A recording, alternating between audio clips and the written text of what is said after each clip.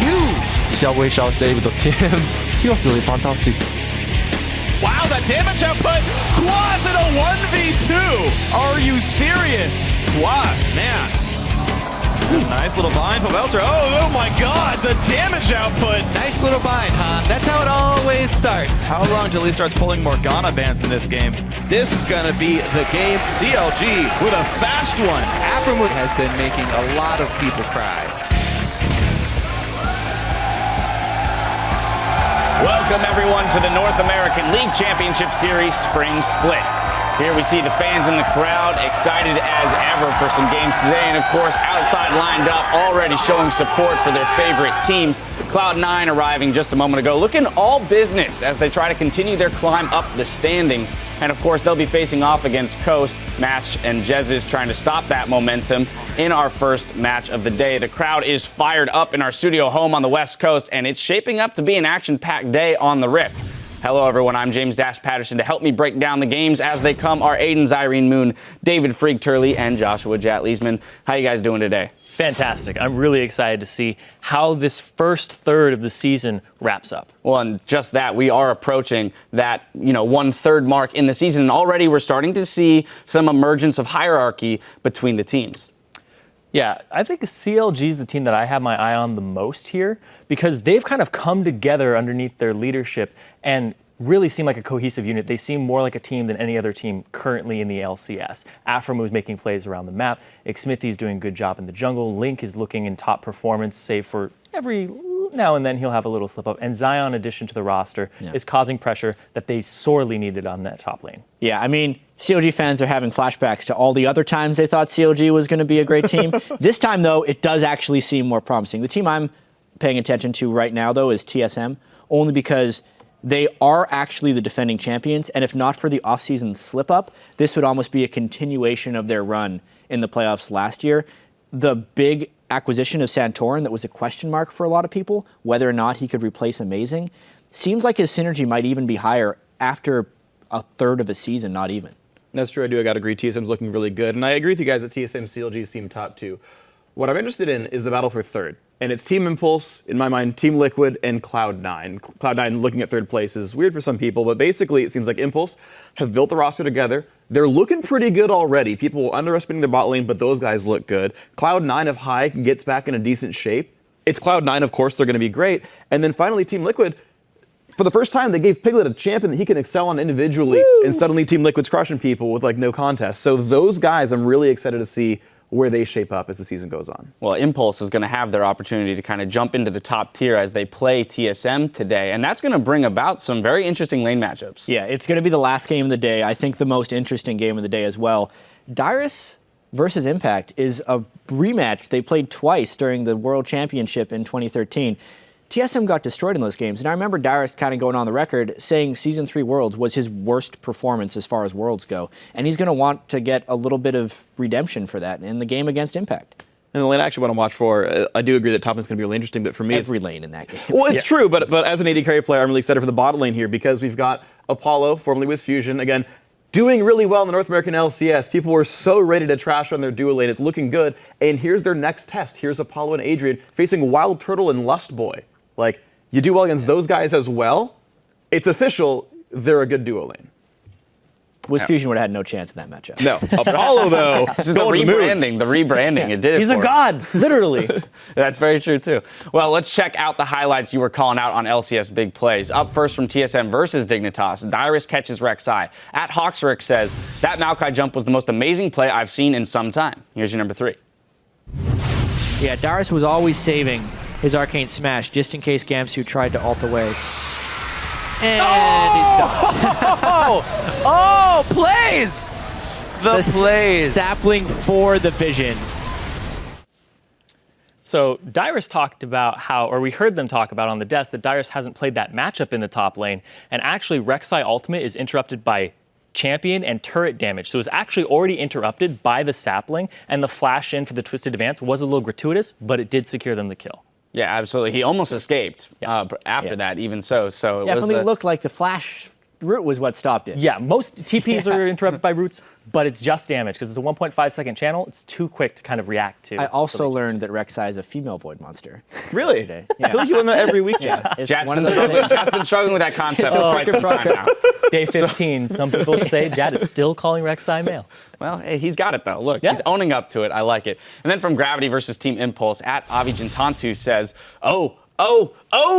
Hashtag enough said. Well, that tweet speaks for itself, so let's just roll the clip. Of course. It's good that they pressure to fight. They can actually stick around for him too. God. Jeez. Who needs words when So that much- happens to you? So much follow-up. You thought he was alive. You thought he was alive. No.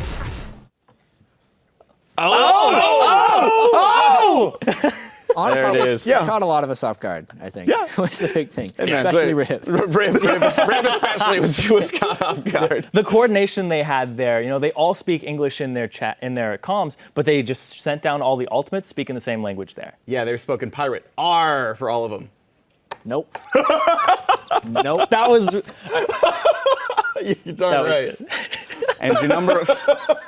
Really? Oh, my God. Okay, and your number one was Quas with the fancy footwork. At Demi Ale points out, give me them fantasy points. Quas with that 1v2. Here's your number one. Careful though for Quas. He's a bit alone. Will root Chris, dodge the stun, but now he's gotten time for Impaler to show up. His There's no tunnels here either. Ooh, self-ult to dodge the knockup. E's got to be up by now. It is. But he might just kill Impaler the whole time. Wow, that damage output! Quas in a 1v2! The timely ultimate on himself, not taking the Q damage from Jarvan. And we always talk about if you miss the EQ for Jarvan, you're going to be in big trouble. Quas sees the kill opportunity by flashing back and flashes back in for it. And I think it's incredible how Quas knew what was going on the entire time. As soon as he sees Impaler come in for the gank, he throws his first Q on him, right? Hits the full spell rotation. Impaler still doesn't realize he's dead. After the Frozen Tomb gets popped, Impaler's like walking in front of him, like, all right, when you E, I'm gonna be in your way. And Quas is like, great, I'm gonna kill you. Thanks for rocking my skill shots, bro. And it was just really good, immediate decision making by Quas, and it paid off because of that. Yeah, and that's pretty much as perfectly as Quas could have played that. We saw Impaler actually position himself for the second Q on the E to try and knock him up afterwards. Yeah. And if Quas had gone for the R onto Impaler instead of himself, he probably would have taken too much damage from Sion during that duration. Yeah, great stuff. Very solid awareness by Quas all around. There you go. Start with the same thing. Keep sharing your LCS big plays today, and if you're hoping to see your tweet on the PTL show, rather, use the hashtag #ThePenta. Now, to remind everyone where the teams are, let's pull up the standings. In first place, it's Counterlogic Gaming and Team Solo Mid. Following from first, it's Gravity, who joins Impulse and Liquid in the tie for third. In sixth, it's another three-way tie with Cloud9, Team 8, and Winterfox. Then Coast and Team Dignitas are sitting in last. Up first on the Rift today, it's going to be Cloud9 versus Coast. After that, then we're going to have Counterlogic Gaming with Gravity, and we'll conclude the week with TSM versus Team Impulse. Now, players are always looking for champs or dangerous combinations that will give their team the edge. Well, in the offseason, the game got a little jolt from Little Champion with some major rage issues.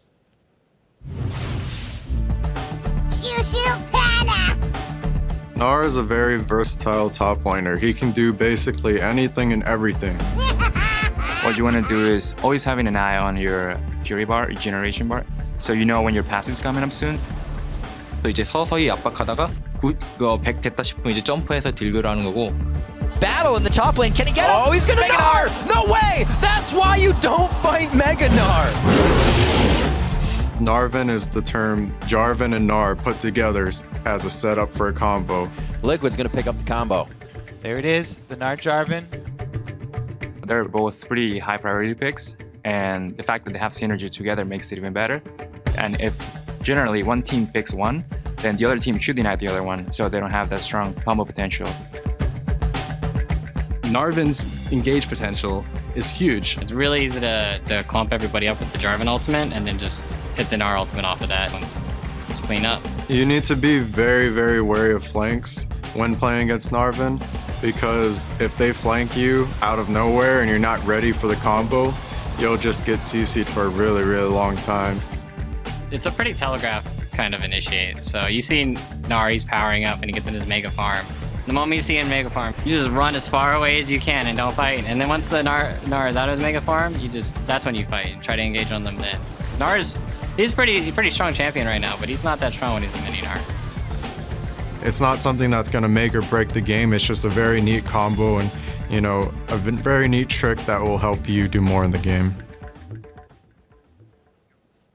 Yeah, and we saw yesterday in the Winter Fox versus CLG game that even when they are very far behind, when they got that one combination, a lot of people had that heart attack, like, oh my God, are they going to come back? Is that the game-winning team fight right there? Or is it at least going to get them back? So it always has potential for a comeback if you execute it properly. Yeah, I do think Darius's point about it being a somewhat telegraphed combo, though, kind of holds true. We have seen the better teams in the NA LCS, like TSM, play against NAR very well in avoiding walls and things. So if teams tunnel on it too hard, we've been seeing them getting punished, I think, is important to note. But together, really good combo. Right, we've seen champions like Janna prioritized, good at knocking back NAR, and you compare that to champions like Malphite, who are immune to Janna and have the much more guaranteed engage. You can see sort of the breadth of how the engage options work. Yeah, and I like the point of going after him when he's mini-nar. He has some of the lowest base stats in the game during that to compensate for when he's mega-nar. He has the highest base stats in the game. So that's when you want to go after him. We'll see how many teams decide to prioritize that duo today. We are going to throw it over to the caster desk to get us into game one, though. Thank you very much, Dash. Hello, everyone. I am Rivington Bisson III, and riding shotgun with me is the brains behind Chemical Pizza and one of the office official enforcers of Silly Hat Fridays. You know him as the professor. We here on the LCS crew call him Sir. Sam Kobe Hartman Kensler. Wow, that was elaborate. Here, have a Poro, Riv. Thank you very much. Absolutely. We're going to load up into our first match. It's Cloud9 versus Team Coast. It's why you're all here, and it's what we're about to get to. Yesterday, Coast looked to be scrambling, unsure how to handle the well-oiled machine that is Team Liquid. Yeah, in previous weeks, Coast had strong performances in the early game, but they picked some rough lane matchups, and they were trying to find a way to handle Piglet's Vayne. First they tried to gank him, that didn't work out. So, tried to lane swap, that didn't work out either. And then their last-ditch effort to make a team play also was just a little bit too late. Maybe again today. We saw Cloud9 overcome a similar slow start, with High getting targeted for Cassidy's weak early game, as well as a very quick 7-minute push by 3 of his opponents to take mid-turret. Yeah, the team did not panic, and they returned to a strategy that has worked in the past. It was Meteos making one of those early tower dives to get balls, first blood, and get ahead. Cloud9 got that win, and they're showing improvement week after week as they continue to work on those internal issues that have been cropping up. We heard High in his interview acknowledging that he is struggling with some confidence issues, but he also gave his teammates a lot of credit, saying, as long as he doesn't feed, then they're going to continue to get wins. This is true. He did say that. Notice that we are missing the earring now. Yeah.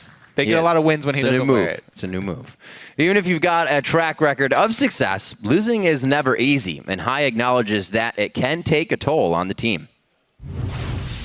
It hurts your team morale. It's very hard to improve when everyone's losing, you don't know why, and then you just start pointing fingers at people. And I can really understand with the other teams that started losing a lot, because this sucks a lot. I can see why teams break up. I can see why players start to dislike each other, and it really puts you in a bind. It's really tough to come back from that.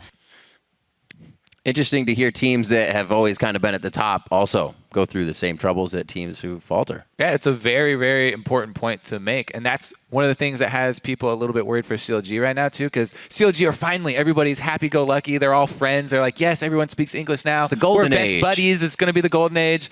But when they start losing, that's the true test. That'll be the true test indeed. Right now, we're going to get into the test of Game 1. Let's check out the starting lineups on the blue side. It's Cloud9. Balls in the top lane. Meteos in the jungle. High in mid. Sneaky at 80 carry. And Lemon Nation on support. And on the red side, it's Coast. Up top is Chris. In the jungle, Impaler. Mid Jezzes, 80 carry. Mash and support Sheep.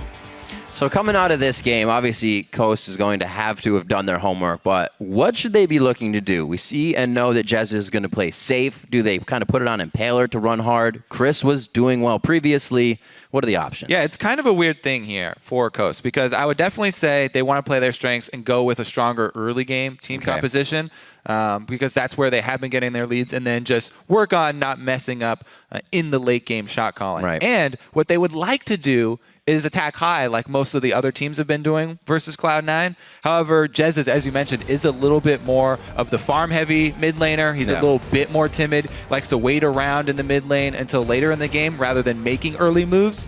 So I don't know if that will actually work out with Coast. It would have to be Impaler, the guy to actually bring a lot of the pressure. Well, we'll see what he chooses to do. It's been Rengar, Jarvan, and Rek'Sai. Those three have been his forte so far. Right now, we see a few mid bans coming out. Last time Cloud9 played, mid bans were focused against High to make sure he had trouble, but he got the Kassadin, and that won't happen this time. Right. There is a theme here with the Coast bans so far. Mid lane champions that High has played that do have jumps or dashes or some sort of move. Any safety. So 2 of those banned out already. Nara and Aurelia as well. So these are a lot of top lane bans, as Lissandra can also be considered a top lane ban, as well as Kassadin.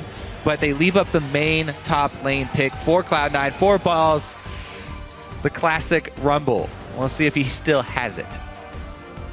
This is the second time it hasn't been banned. He picks it up. So everybody's definitely been taking that away from Cloud9. He had it one other time that he could have taken it, but decided to go with a Gnar. He wants the Rumble this time. They feel like it's going to give them what they want throughout the game. And now Coast to answer. What can they start to bring out? I like the mouse over already. Just even thinking about Mundo. Why is that? People are double AP is extremely popular now, and with Rumble already locked in, that's a very, very high likelihood that it'll be a double AP comp. Mundo always has thrived in the double APs, and there was recently that cost increase for the Morellonomicon. Yeah. So it's not quite as ridiculously efficient as it was before, and people might not get it as early. There's the Xerath. I think if they don't decide to go with a double AP, High used to be able to play Corki in the mid lane. I wonder if he actually has been trying that at all, because we've seen it a few times. Yeah. That'd be an interesting pickup for them. Impaler does get the Jarvan, though, so plays can be made from that position. He gets one of his comfort picks. And Jez is going to be able to have that safe, clear wave play on Xerath. Yeah, the very long range locked in from Xerath. Really early pick from him, but they do take away one of the biggest problems that Xerath does have, which is Jarvan. Yep. Instant quick lock in here from Cloud9 for the bottom lane without even seeing what they're playing against. Morgana has had such a huge impact so far in North American LCS, really rising in popularity for supports that get to roam a lot. And if you have a strong AD carry like Sneaky, then we may see Lemon Nation and Sneaky shoving up with Graves and buying Lemon Nation some time to make moves elsewhere. And Sneaky has been, like you said, playing very strong and feeling comfortable across the board. This is actually the first time he'll be doubling up on a champion, the second time on Graves, so he's gone a different AD carry throughout his games and hasn't seen a problem yet. Yeah, well, it looks pretty good so far. You know, Cloud9, they've got 2 really strong AoE ultimates in Grave and Rumble, so they have a pretty good, mid-game team fight there. Graves definitely brings a lot more AoE than most other AD carries, and if one of those bindings lands, then they can easily force that fight. Janna locked in on the other side, though. Of course, still the queen of disengage. Very, very strong support at the moment. Kind of surprised that nobody picked up Annie for the initiate, but Coast needs some disengage here. It looks like they want to work around the recent strategy from Cloud9 that we have seen. Coast pickup, flying through the stats there. It may be our first Lucian, if I did see correctly, so that'll be interesting for MASH. And on the other side, Vi. Meteos liked that last time, so they decided to stick with Vi in the jungle. And High, he gets one of those champions, Kobe, with the moves. He gets LeBlanc this time. So he did get one of the few AP carry mids left that do have jumps. LeBlanc, he should be able to stay safe here. Versus Xerath, High will actually probably be trying to put some pressure on him, on Jez's here. LeBlanc, with especially the Vi, will have that level 6 threat. Yeah. Xerath going to have to play far back and just farm. Jez's will be fine with that play style, though, so maybe Meteos will, again, turn his attention towards balls. Get Rumble fed, and once you have a fed Rumble early game, you can turn that into that team fight you're looking for. Team fights are what Cloud9 loves to look for as well. And we may have a Maokai picked up here for Chris, as he was reactivated. We've seen a lot more of him, and that will be the lock-in to round out the composition. And that was also, we have to remember that Jez just went for a blind pick on that Xerath, not knowing what was going to happen, so he wanted it. I mean, Vi, they locked it in with Jarvan, so that's one of the key ones. For the safety in that. Vi was still up, and Meteos immediately goes for it. So we'll see how many times he looks to pick up Jez's. But really, I think the thing that Coast are going to have to look out for are the mid-game picks from Cloud9. Cloud9 probably going to focus on their classic ward control, get the vision early, and then use Morgana and LeBlanc to pick somebody off and work from there. Well, we do hear a lot about rotations and in transit to different places, helping these pick teams get control of the game. We've seen it from Alpha Ramu and the likes of the picks from him, from Blitzcrank and Morgana. Like you said, Cloud9 will have that chance here. But Coast trying to stop the bleeding here, trying to get themselves some win as we're just now a third of the way through. And things are going to start getting tight. You know, you don't have, like I said before, you don't have a super week to surge 4 games and hope your opponents do worse. Yeah, gotta start now. Gotta start now if you haven't already. So now that you guys have seen the team comps, let us know who you're predicting to win. Tweet hashtag C9win or hashtag CSTwin to @LOL Esports. We'll calculate your votes throughout the game. You know, you can vote more than once, so feel free to do so as you watch all of the LCS big plays come out this game. Everybody's excited. How you doing? It's game time. All right, so I also want to see what MashMe is able to do, because Lucian Janna used to be the go-to bottom lane. Lucian got quite a bit of nerfs. Janna got a little bit of nerf as well. And ever since, you know, Lucian got those nerfs, some people have been shying away from him, even comparing him to Graves and saying, you know, he's very similar but a bit weaker. However, we've seen, especially in Europe, Forgiven picking Lucian right into Reckless Graves and doing just fine. So MashMe confident as well, and we'll see how they play it out. So far, standard lane matchup, so we probably will see this 2 versus 2. Cloud9 is going to go, oh, Sheep is going to be able to see this. So the communication already starting. They can stay safe in the early game, and you already see that Chris and Impaler are making their way over to get the same amount of wards.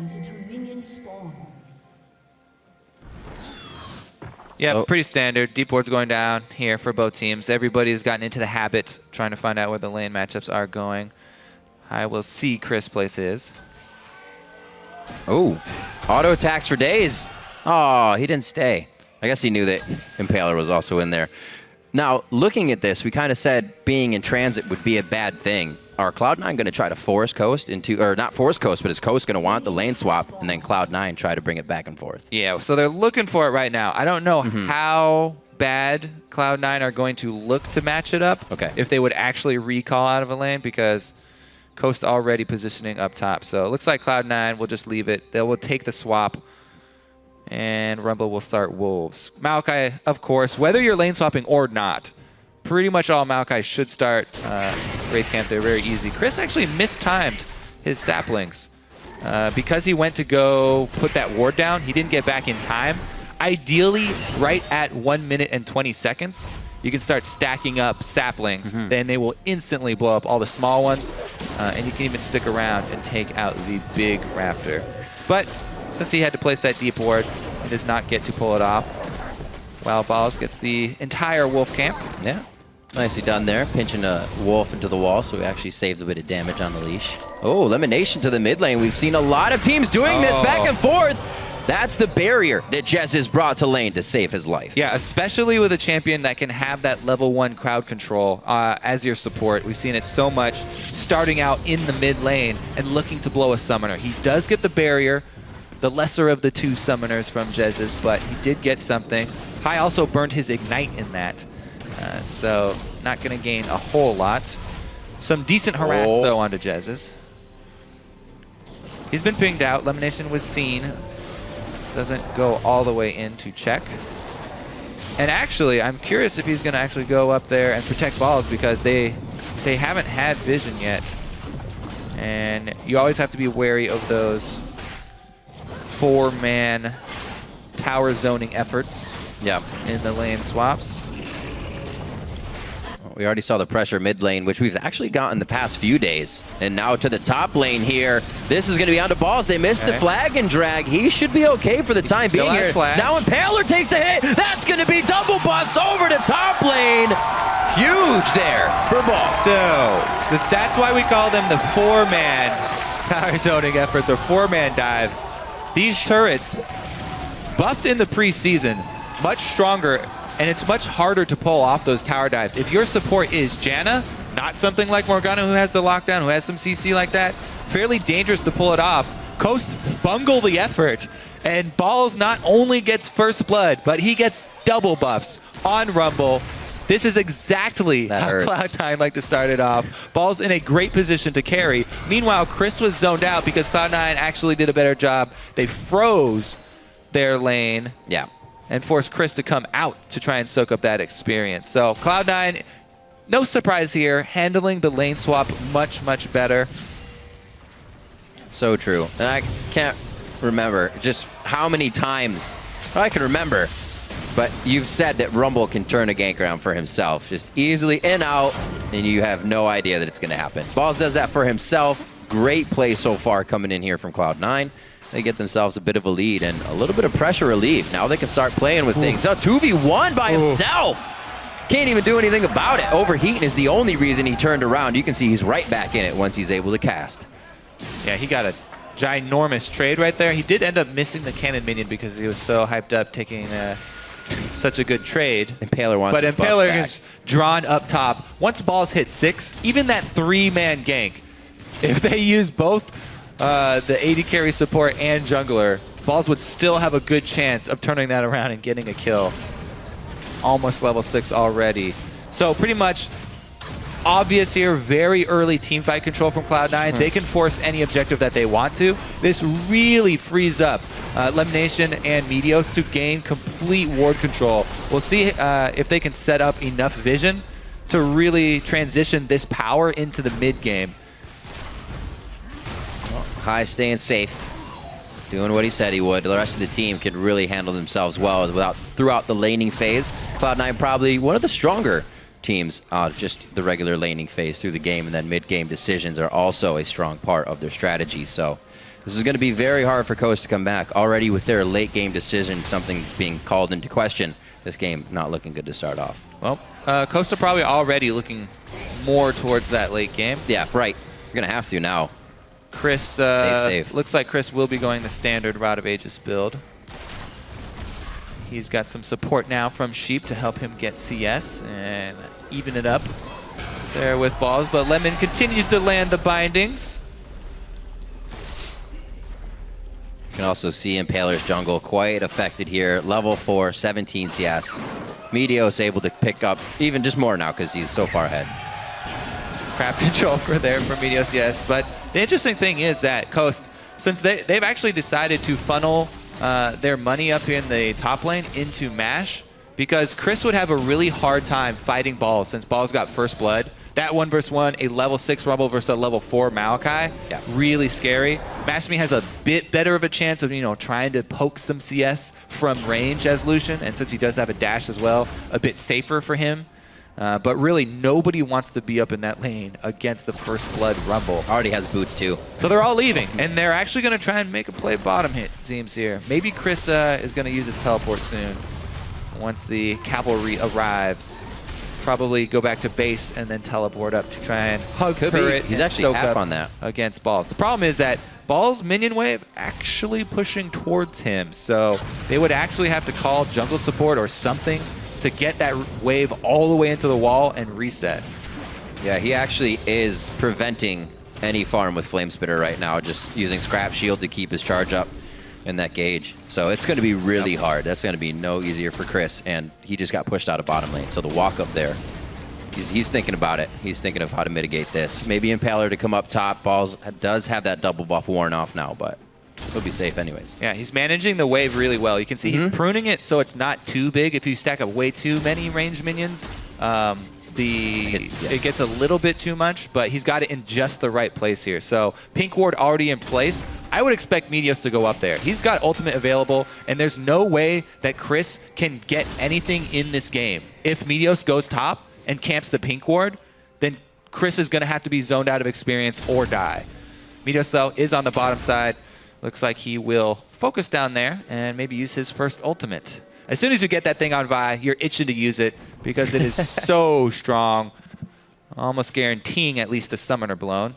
A good sweep and then a good ping following after actually stops Meteos from going in. Not sure that he can get the gank, and he may have a good counter here. Yep, Meteos heads up top instead because down bottom, of course, Smash Me and Sheep are playing safe because of the item discrepancy. They actually lost out in the swap as well.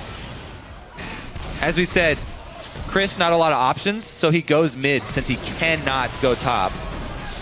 And once again, another team focuses on high, but he's able to get out with just burning his flash. I mean, I understand you're waiting for the perfect moment, but he was within inches of being able to Twisted advance him. Flash is down here for Chris.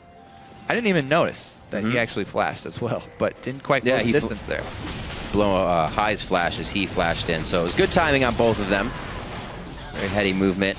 Blue buffs are going to be transferred over. We'll see what happens here now in the mid lane. Both of the mid laners have kind of been outspoken about playing safe, so maybe not a lot. We do see the Chalice on the side of Jez's and the Fiendish Codex for some damage on High. And to this bottom lane. All right, go ahead. We just want to keep, the bottom lane's getting shoved in here, really strong by Cloud9 since they have that BF to pickaxe, but also, so there's not a lot Mash can do, but also keep tabs on Chris.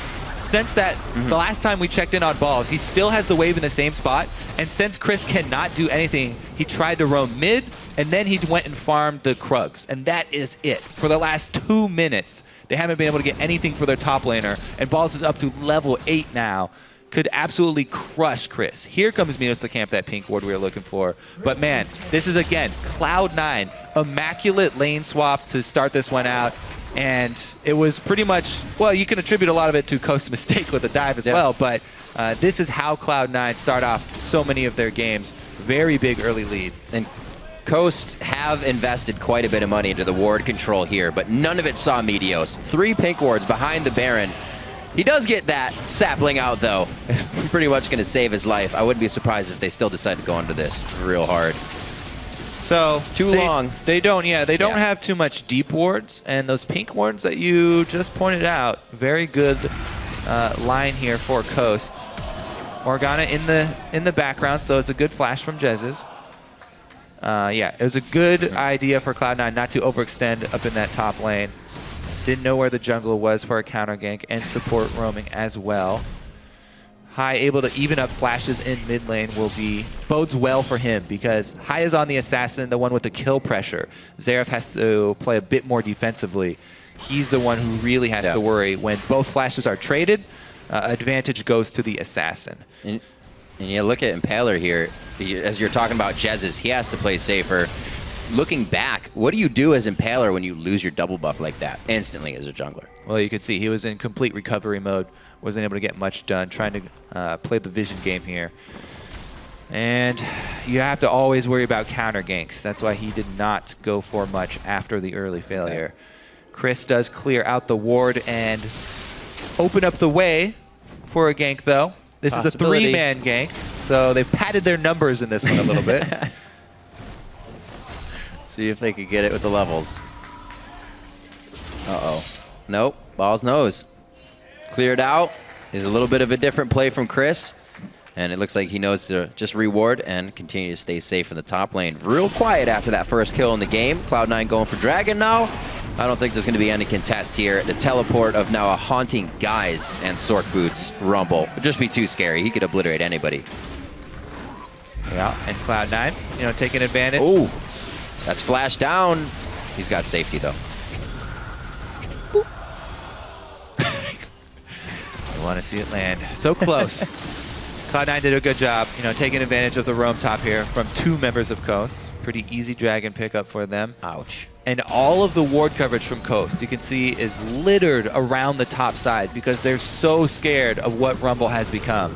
Meanwhile, Cloud9 shoved straight up the mid here. Xerath doing his best to wave clear, but Jez is running low on mana. Chris, 100 to 50 CS in that top lane. Can't give this guy his top champion. Fell away for a little bit. Everybody forgot that he played it last year, and then he brings it back. Just balls on Rumble. Can't do much about it. Looking back at the early part, we know he got that double buff, and he's been able to control the lane, giving Meteos time to set up wards and the rest of the team to play it safe. Ganks from Lemon Nation in the early game at level 2s, something we've also seen a lot more. Saw from Bunny Fufu yesterday. And it's starting to all just domino into this now. 2 turrets down. They're looking for that top one to be dropped by Balls, but I think he's actually just trying to keep Chris there. Give him something to think about and really not allow him to be with the team. Sneaking out of Pan back to bottom. Just everything working out for them here. Holy moly. Balls has almost 2,000 gold more than Chris. Those CS numbers that you mentioned are very, very daunting right now. Cloud9, not only do they have this ginormous early lead, 14 minutes on the new season, a gold lead like this is almost unheard of. And it's just because they crushed so hard in CS during the lane swap that Coast were the ones to initiate, by the way. Because Cloud9 handled it so well, their mid game is going to be very easy to execute.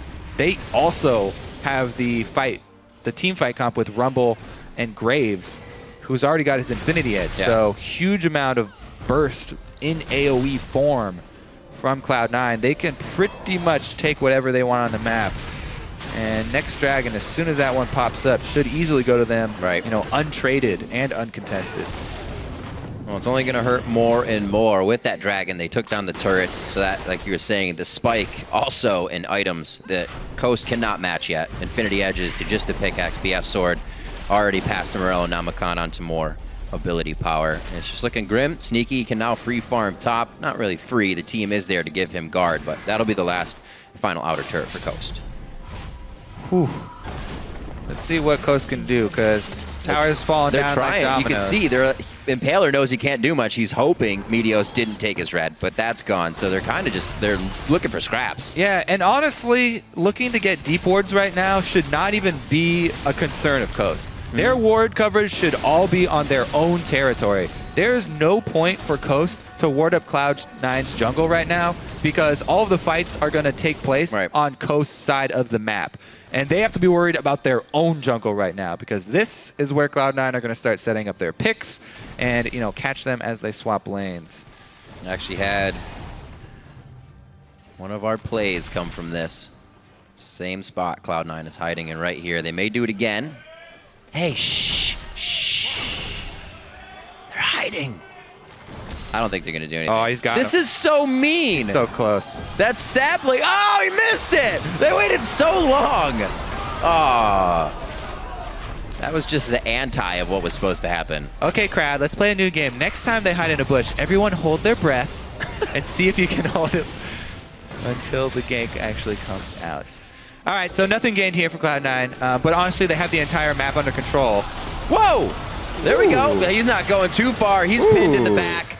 They're able to take down at least Lemon Nation. Teleport comes in, high collapses. They don't want to let him get away with it. This could actually still be big. This is now, we're going to see what kind of damage balls can do. But they all run for the hills. They quickly exit that one stage left. Because it's so early in the game, teams not really used to having this much control over the map. Cloud9 punished right there, for being a little bit overconfident. Really good job by Impaler, still not hesitating, because they know Team Coast right now, they have to take advantage of any opportunity that they see. Yeah. If they see a support soloed out and you are on Jarvan with your Warrior enchantment completed, boom, Impaler goes for it. Nice job right there, pays off. Jez is able to clean up that kill. Nope. Something small here for Coast that they really needed. It got out safe too. They give the team a little bit of that knowledge that they can make some in and out plays, but I don't know if Cloud9 is going to open up to have that happen again. They have the wards still out. The sweepers are on cooldown for Coast, so they can't really get any of that vision just now. So Cloud9 privy to all the information as they set up even more, getting these items out of base. One Dragon in their name as 30 seconds. Probably the next one won't even be contested here by Coast. We shall see. Heading over to that side of the map. Both sides of Coast Jungle worded up from Cloud9, so they are ready to pull off one of those picks with their Viola Blanc Morgana. Balls did use his teleport, by the way, in the last jungle fight, so they will not have the extra mobility there. Looks like he's just going to wait around for Dragon, then head up to catch the wave that Chris is shoving. Maokai doing his best. He can actually clear a wave fairly quickly. See how early Balls heads up there. I like this move from Coast, actually. They don't even try and contest Dragon. They actually want to pick off whoever goes to farm the top wave. They know that somebody is going to try and come farm this wave. So they've sent Sheep and Impaler up here to catch Balls. Oh, got him. He's going to be able to lay the equalizer down. I don't know if he's going to.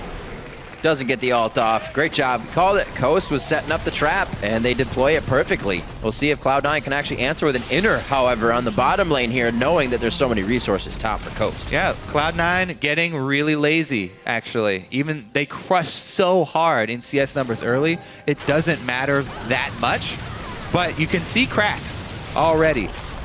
And if you continue to make lazy plays like that in the mid game, whoa!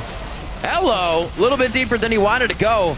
Mash getting that relentless pursuit on to get himself out of the way. Meteo's taking damage here. This could be where Coast kind of shines a bit, catching up on the fight of low HP Cloud9 members. There's one that they wanted. That is, however, high on the backside, being able to take him down. So I guess this one just pans out still, one on each side. Many of I have gotten a little over-aggressive. Not getting to use his ult, not getting to use his ult for a long time here in this game. Meteo's a little bit impatient, baits in his team, and costs Sneaky a death of all people. Actually the one to pay that price. Yeah. So again, mistake after mistake after mistake from Cloud9. Even though they had this great opening, the game in the state that it is right now, the mid game is really important and very easy for a couple of mistakes to turn around an entire game. People can easily come back from these things because the gold from Dragon is not there. Cloud9, even though they've controlled it, it's just the small statistics. So Meteo's very deep use of his ultimate. And we know how this one ends up. Sneaky went to go follow it up. High went to go try and follow it up. So Chris teleporting in back, takes advantage. They take down the AD carry. And he fires his ultimate to try and get Maokai there. Oh, he died down to something. Oh, it was the Maokai. Okay, so High had his Ignite ticking on him. So Cloud9 did trade. However, I would still chalk that up as a mistake. And for sure, they're definitely not looking as coordinated in these fights for the lead that they have. Yeah, I mean, it does happen to a lot of people. A lot of people know that feeling of getting so far ahead. You just fight all willy-nilly. Exactly. That's a good way to describe it. Now, though, that they've given up so many kills, I think that they will regroup and consolidate their efforts. Vision has started to creep back here from Coast as well. You know, not only were they able to knock down a couple outer turrets because of these lapses in judgment from Cloud9, but they were able to extend some more vision coverage and, you know, take out this network from Cloud9. Sneaky getting free farm in the bottom lane. He can stay safe. He doesn't actually really have the wards to be doing this right now. In the top side, he sees a few, but it doesn't look like he's going to stay for too long. Elimination and the rest of the team knowing wards on Baron are going to be imperative coming up soon. And looking at Coast, closing that gold lead just a little bit. That was about 5,000 gold. With the turrets they're able to drop now, it kind of surges back. So if they can get a good fight and keep Cloud9 off of the Rift for just a few seconds, maybe those turrets can get them back into the game. Because I don't know if the full team fight's going to be also going in their favor. Good clear out here by C9, maybe forcing Coast into something they don't want in just a few.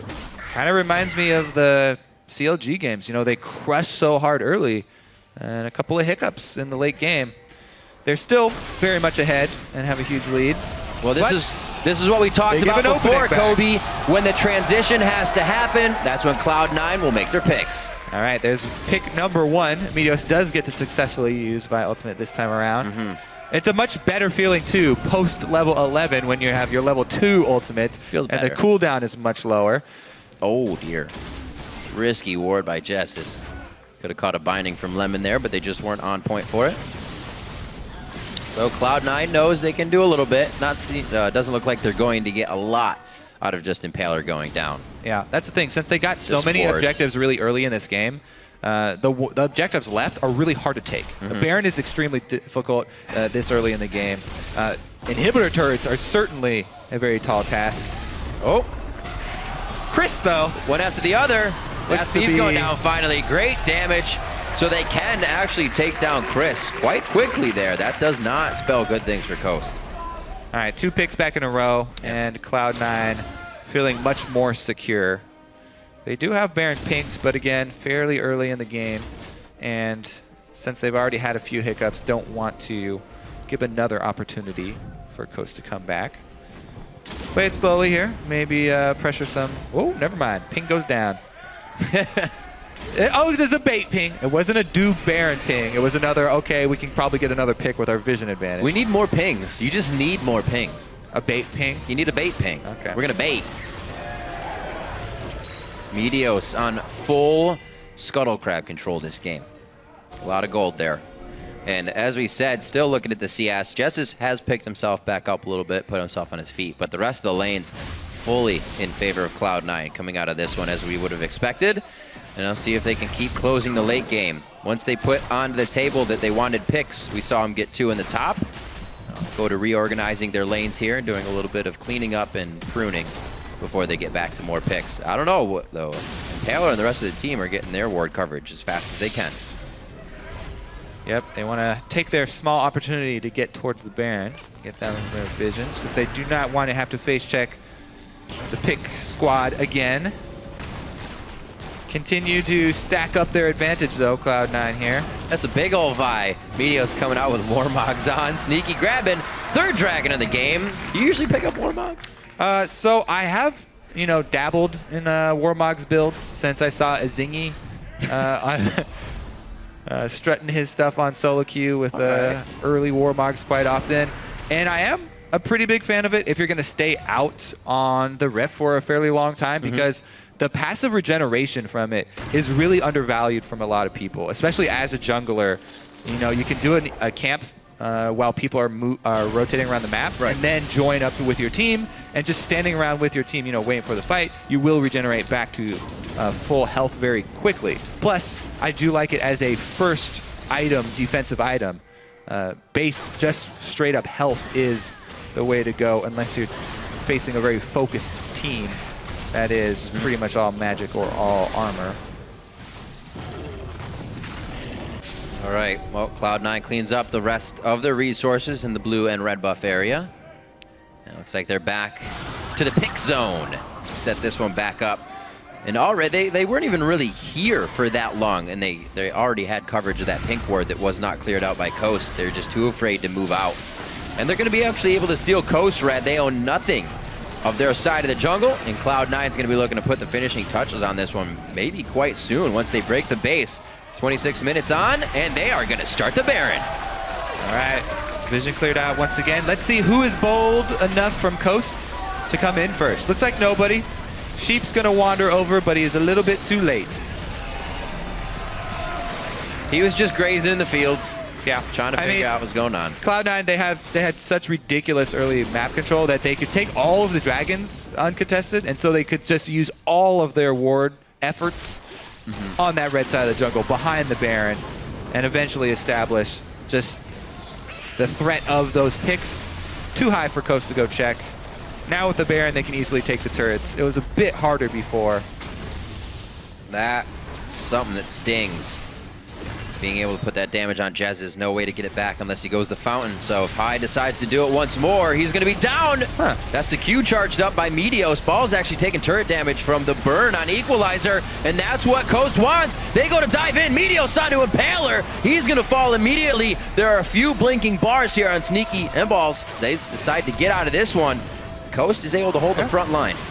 Definitely could. Wasn't pretty. Yeah, exactly. It could have gone better for Cloud9. Ball's interesting ultimate there, but since they're so far ahead, still able to grab that kill, and a lot of damage on that mid turret. Baron, though, with the reduced duration, I think that might be the only push that Cloud9 get to pull off with it, unless they regroup quickly here. Looks like they are buying and heading straight back up mid, though, so they want to get a second push in. We'll see if High, High's going to go back to base as well, so they want to try and get in that second push. We'll see if High gets there in time. Oh, he keeps up the split pushing. Another wave of Baroned up minions, to try and put some pressure on the last standing secondary turret. These are some pretty good cooldowns at this point for the team. You can see they're all about 75%, just about ready to be up now, so they can go back onto this. And Coast can't even. They know they can't do anything. And that one falls. It's just a matter of time before it's the top turret as well. With Baron being down, bottom lane isn't even a hassle. They have no objectives to worry about. Cloud9 drops the first inhibitor just under 30 minutes into this one. And they just had really good control throughout the game. They want to try and get the most out of this Baron and get another turret while it's still up.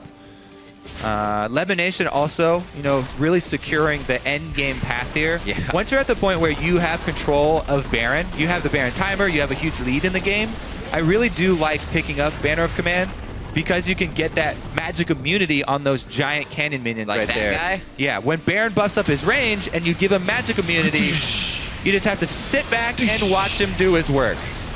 Because nobody's going to be able to clear that. You're going to have to use a culling from Mash Me to clear that sucker. Yes, Genesis, that's not going to do much. Immune to magic.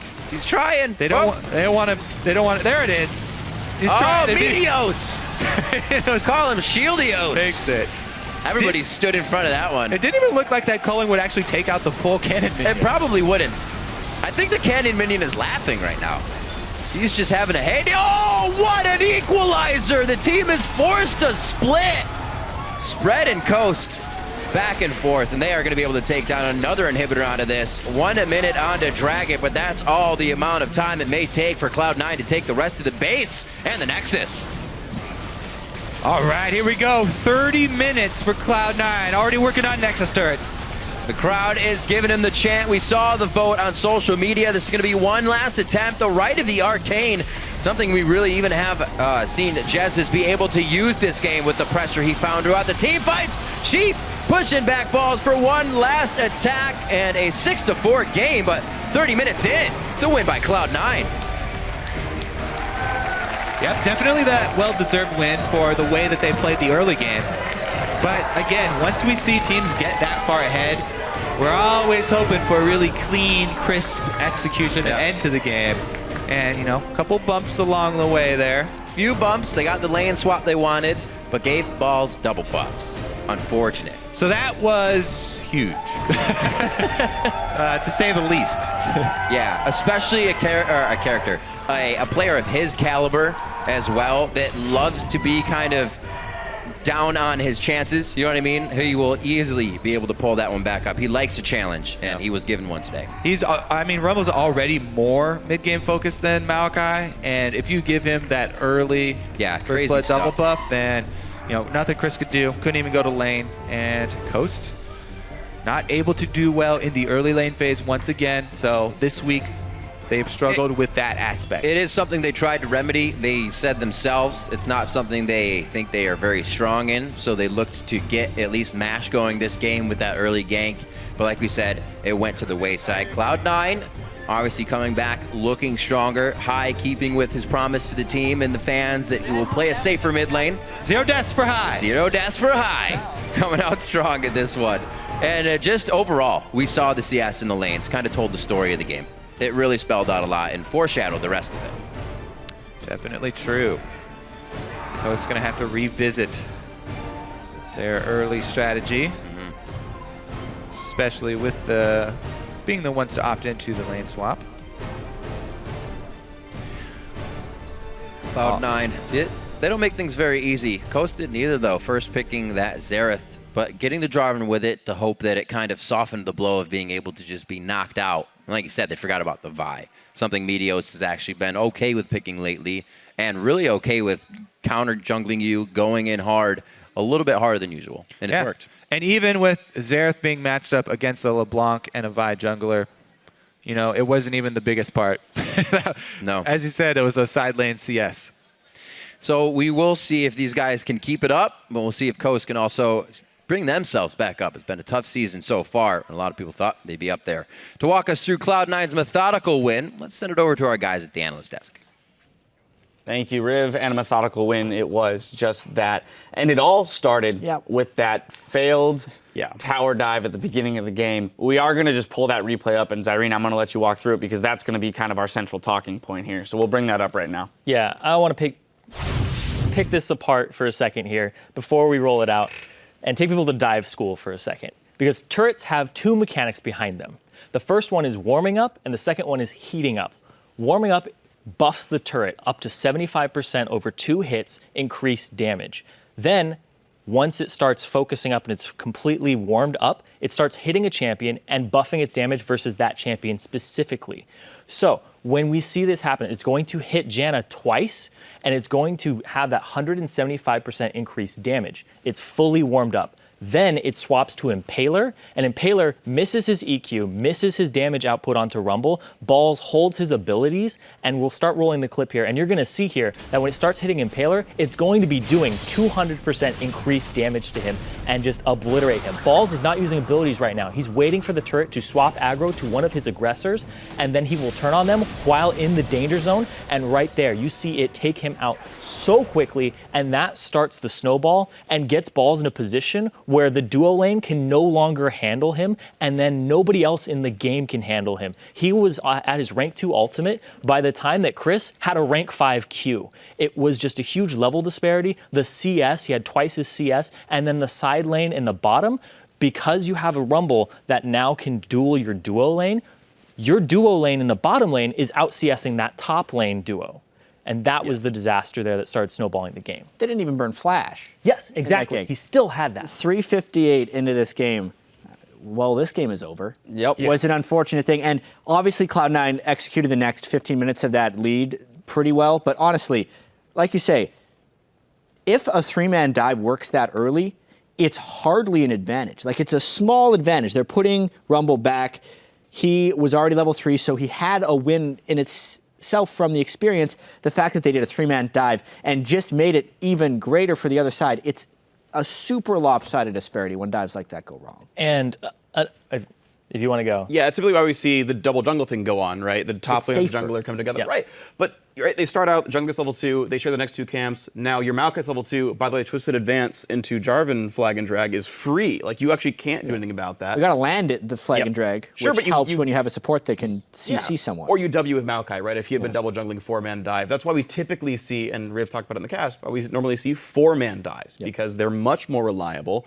Greedy from Coast, didn't pay off, skill shots missed. Good job by Balls to dodge everything. Okay, the game went from there.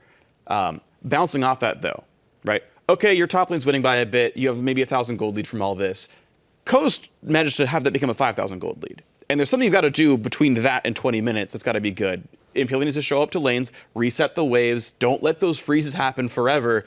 Use your jungler to make those lanes turn back around and at least get the gold and XP coming back in. A 3-level disadvantage is not what should happen from that. Yeah, and exactly. Impaler got into the mindset of, I dove, I lost my buffs, I have to go farm my jungle now, instead of do damage control on what he did to that lane. And then they swapped it back, and Chris really couldn't do anything in that lane. He was zoned completely, throwing saplings for CS, and missing a lot of it too, because the sapling damage is so low. It was just a completely unideal situation across the board for Coast because of that one play. And Jesus is not going to take over the game. He's the type of mid laner who is a resource to his team. He's not the type of mid laner where you put resources into him and then he carries the game.